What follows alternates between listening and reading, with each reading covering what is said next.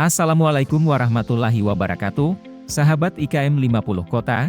Pada video kali ini kita akan membahas mengenai sertifikasi halal. Sertifikasi halal adalah pengakuan kehalalan suatu produk, sesuai dengan syariat Islam yang dikeluarkan oleh Badan Penyelenggara Jaminan Produk Halal.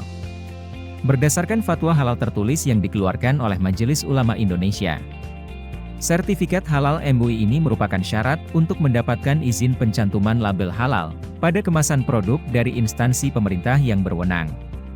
Selain itu, sertifikat halal adalah salah satu syarat bagi pelaku usaha untuk memasarkan dan mengedarkan produk yang dimiliki. Ini sudah sesuai dengan aturan tentang sertifikat halal dalam Undang-Undang Nomor 33 Tahun 2014 tentang Jaminan Produk Halal. Lalu usaha industri apa saja yang memerlukan sertifikasi halal? Yang pertama yaitu industri pengolahan pangan, obat, dan kosmetika. Pengolahan pangan seperti produsen makanan ringan, makanan kemasan, minuman, restoran, catering, wajib memiliki standar kehalalan. Mulai dari peralatan memasak, bahan pangan, proses pengolahan, kemasan, penyimpanan, penyajian dan transportasi. Obat dan kosmetik juga perlu memiliki sertifikasi halal.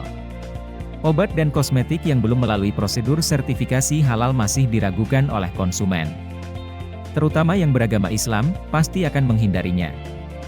Yang kedua adalah jasa logistik. Dalam industri jasa logistik, standarisasinya berkaitan dengan penanganan, penyimpanan dalam gudang hingga distribusinya. Harus terjamin bebas dari berbagai unsur haram dan bebas najis. Yang ketiga, rumah pemotongan hewan. Rumah pemotongan hewan adalah tempat pemotongan hewan ternak, untuk kemudian diproses menjadi daging. Hasilnya didistribusikan kepada masyarakat yang sebagian besar tentu untuk kebutuhan konsumsi. Dari proses penyembelihan, alat yang digunakan, penanganan, penyimpanan, pengemasan harus terjamin bebas najis dan hal-hal haram. Termasuk kemungkinan adanya oplosan dengan daging non-halal. Manfaat sertifikasi halal terbagi dua, yaitu bagi pelaku usaha dan bagi konsumen. Yang pertama bagi pelaku usaha. Dapat meningkatkan kepercayaan konsumen. Mayoritas konsumen muslim hanya akan membeli produk dan menggunakan layanan karena adanya label kehalalan. Penjualan akan semakin meningkat dan terjaga konsistensinya apabila pelaku sudah melakukan prosedur sertifikasi halal. Yang kedua, produk memiliki unique selling proposition. USP merupakan salah satu cara bersaing dengan kompetitor, di mana sertifikasi menjadi daya USP yang tidak dimiliki oleh semua pelaku usaha. Konsumen akan mudah berpaling karena kesadaran akan pentingnya kehalalan produk. Ketiga, dapat memperluas jangkauan pasar global. Salah satu syarat untuk ekspor produk adalah jaminan mutu, termasuk kehalalan. Terutama jika pelaku usaha ingin memperluas jangkauan pemasaran ke negara-negara mayoritas muslim. Ini menjadi keharusan untuk menghindari penolakan bahkan boikot. Lalu manfaat sertifikasi halal bagi konsumen. Yang pertama, memberikan ketenangan bagi konsumen. Dalam membeli suatu produk baru, kehalalan produk adalah hal yang diperhatikan oleh konsumen. Konsumen akan menjadi was-was ketika kehalalannya masih dipertanyakan jika masih belum ada logo halal yang telah disahkan oleh LPPOM MUI. Mengapa demikian? Karena walaupun mayoritas masyarakat Indonesia beragama Islam, kebanyakan mereka yakin bahwa kehalalan adalah sebagai tanda penting bagi suatu produk aman dikonsumsi atau digunakan. Yang kedua, produk terjamin dan aman dikonsumsi atau dipakai.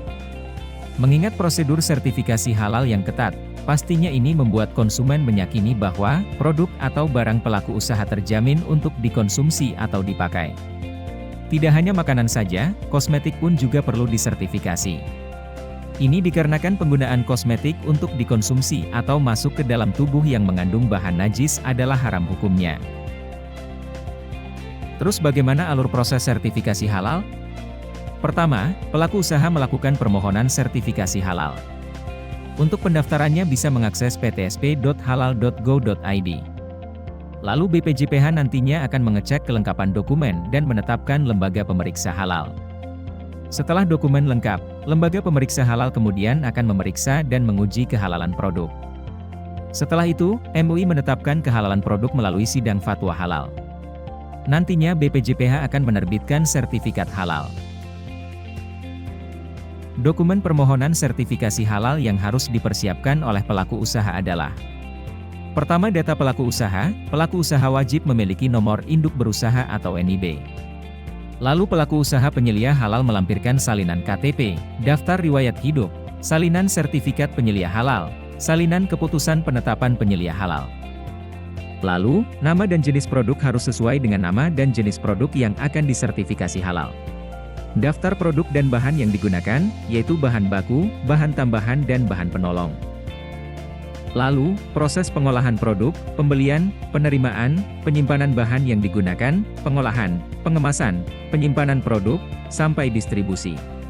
Terakhir, dokumen sistem jaminan halal, suatu sistem manajemen yang disusun, diterapkan dan dipelihara oleh pelaku usaha pemegang sertifikat halal, untuk menjaga kesinambungan proses produksi halal. Gimana nih sahabat IKM 50 Kota, apakah sudah paham mengenai sertifikasi halal? Jika masih ada yang ingin ditanyakan, bisa langsung tulis di kolom komentar ya sahabat. Terima kasih telah menonton, sampai jumpa di video lainnya ya sahabat IKM 50 Kota.